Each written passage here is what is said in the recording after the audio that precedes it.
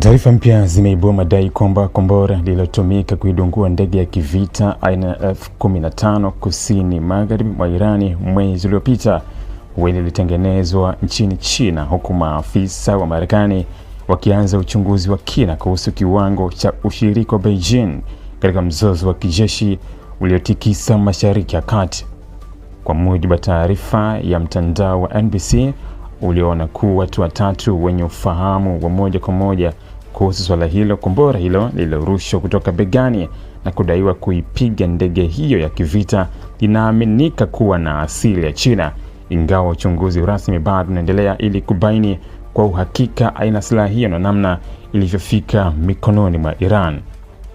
Tukio hilo la kuangushwa kwa ndege F-15 litokea katika eneo la kusini magharibi mwa Irani wakati wa mapigano makali yaliyozuka kufuatia vita vilivyoanzishwa na Israel pamoja na Marekani mnamo Februari mwaka 2026. Kuangushwa kwa ndege hiyo kulizua taharuki kubwa ndani ya vikosi vya washirika hao, huko operesheni ya haraka ya saa 36 ikianzishwa kwa ajili ya kumtafuta rubani wa ndege hiyo aliyepotea mara baada ya ndege kugongwa. Kwa mujibu wa NBC, mmoja wa vyanzo hivyo pamoja na afisa mmoja wa Marekani walieleza kuwa kuna uwezekano China ilitoa msaada wa kijeshi kwa Iran mapema katika vita hivyo. Msaada huo unadaiwa kujumuisha ndege za kivita za teknolojia ya kujificha kwenye rada pamoja na mifumo ya rada za masafa marefu za kutoa tahadhari ya mapema dhidi ya mashambulizi angani.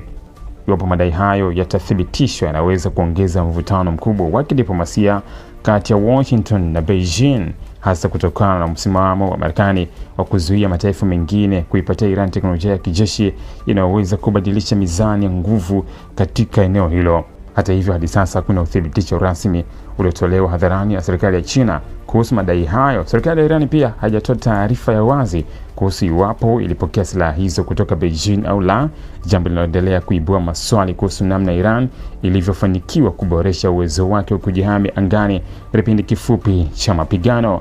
Rais wa Marekani Donald Trump alisema mwezi uliopita kuwa alimwomba rais wa China Xi Jinping kujizuia kuipatia Iran silaha wakati wa mzozo huo. Kwa mujibu wa Trump, Xi alimhakikishia kuwa China kimsingi haifanyi hivyo, akimaanisha kuwa Beijing haikuwa ikisambaza silaha kwa Teherani.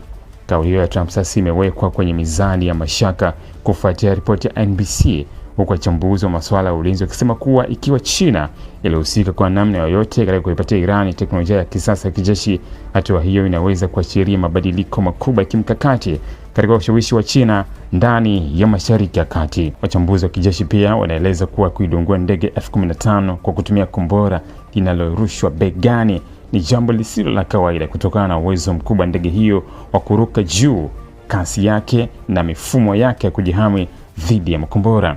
Hivyo uchunguzi huu unaendelea kubaini kama ndege hiyo ilidunguliwa kwa kombora la kisasa zaidi kuliko ilivyodhaniwa au kama kulikuwa na msaada wa mifumo ya rada uliosaidia kuilenga kwa usahihi.